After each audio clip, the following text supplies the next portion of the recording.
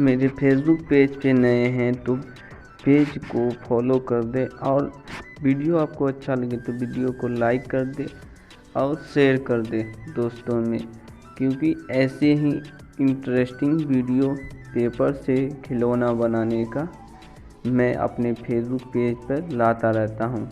चलिए दोस्तों, वीडियो को एंजॉय करें। अब वीडियो सीखें कुछ बनाने।